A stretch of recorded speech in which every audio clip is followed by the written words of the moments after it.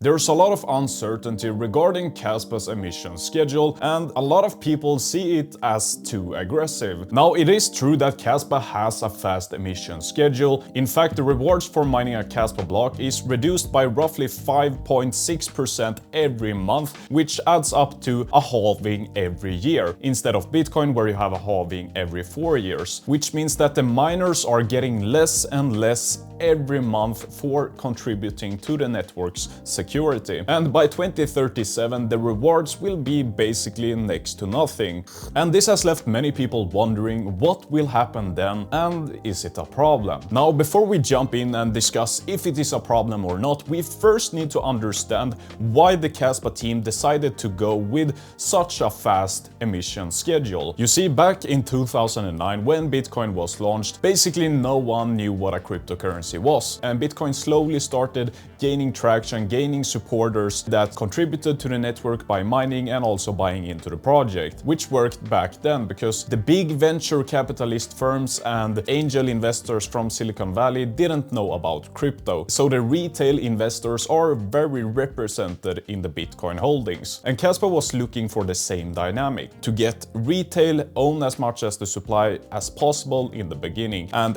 exclude all the big venture capitalist firms and the Silicon Valley angel investors to get a huge chunk of the supply. Because you see, when you try to launch a cryptocurrency project at this time around, when Bitcoin is trading at new all-time highs and all the eyes of investors around the world are towards crypto, it's uncommon to see a project not being pre-sold to a venture capitalist firm before its actual launch. And the team of Kaspa wanted to prevent the land grab from venture capitalists, so they decided to go for a fast emission schedule, so the retail people who actually were interested of the technology and supported Kaspa early on would get as much as possible, and prevent the bigger investment institutions to get a large part of Kaspa, which they pretty much succeeded in. So as with Bitcoin, the holders in Kaspa are heavily represented by retail. And just think about it, what would happen if Satoshi came back to launch Bitcoin 2.0? If he launched another similar system with proof of work consensus that allows anyone to mine, then of course the big venture capitalist firm, investing firms and such,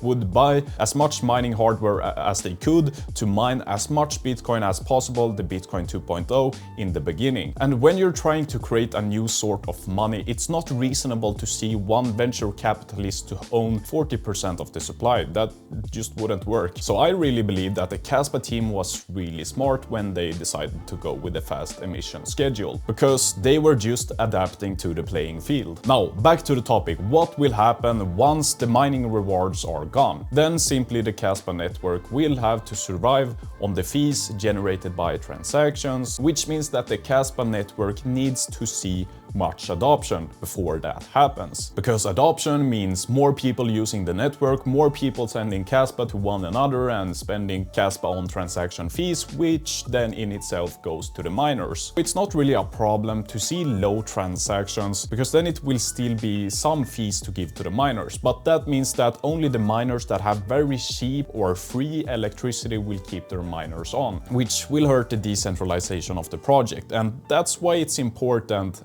to have a lot of transaction, to incentivize a lot of miners to use the network and keep it secure and decentralized.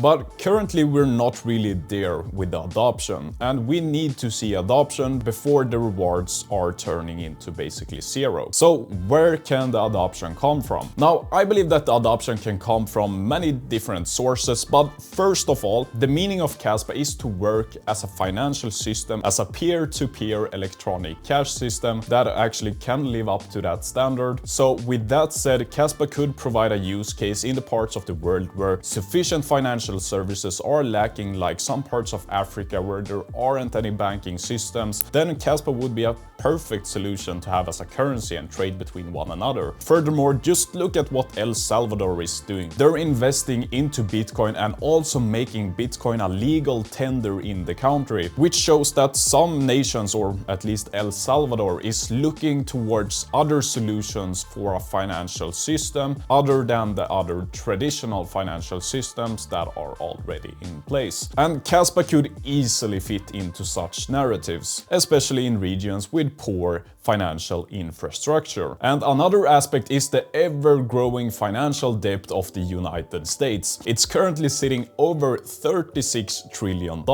and the debt is adding up every single day. I believe it's around 100 days, $1 trillion gets added to the debt, the state debt of the United States. And the US is actively taking on more debt, selling more bonds to repay the interest of the other debt that it's got, which means that this is a never-ending loop, and it's basically the snowball effect, but a bad snowball effect, because the US debt is just going to add up exponentially in the future if nothing changes. And really, it's a very hard problem for the United States to solve, because a lot of the economical growth is based on the debt. But what happens when the bubble bursts? And if the US were to default on its state debt, I just think a lot of people would lose faith and trust in the normal fiat systems. And also with this new BRICS currency forming, trying to dethrone the US dollar, things are really starting to shake up in the financial world. And when the bubble inevitably pops, people will start looking for other sources to store their value. And then hopefully they'll start to think of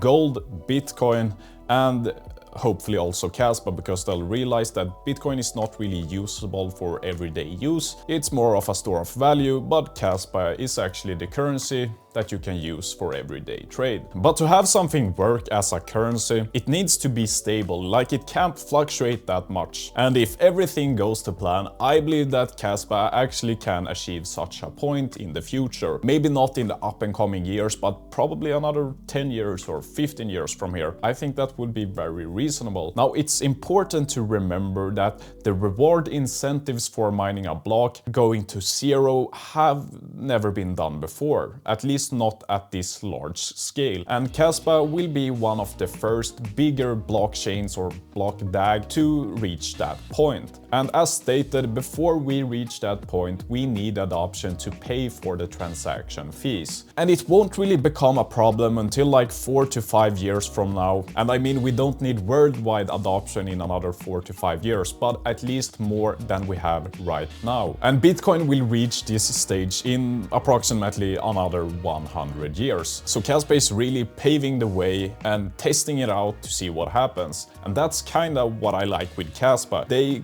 calculated it to some extent, but then it's also up to the future to tell us what will happen. Calculate your risks and what you're going to do to some extent, but then you also have to apply it to the real life and see what happens. And that's what Kaspa is doing. And let's also take a look at the daily transaction on the Litecoin network. You can see that on some days it is over 1 million transactions. I don't think this is unreasonable for Kaspa to reach as well. And the fact that Kaspa needs adoption is also why they're probably adding smart contracts, because that can bring some other utility to Kaspa for developers to develop their DApp or other decentralized services on top of the Kaspa ecosystem, and that will contribute to more transaction and transaction fees to the miner, leading to more adoption. So the smart contracts is more like a cherry on the top. In essence, Kaspa is meant to be a payment system in true Nakamoto fashion. I mean, whatever happens, some changes can be made down the line depending on what happens, because the team nonetheless is one of the greatest in the cryptocurrency space. So I think they can achieve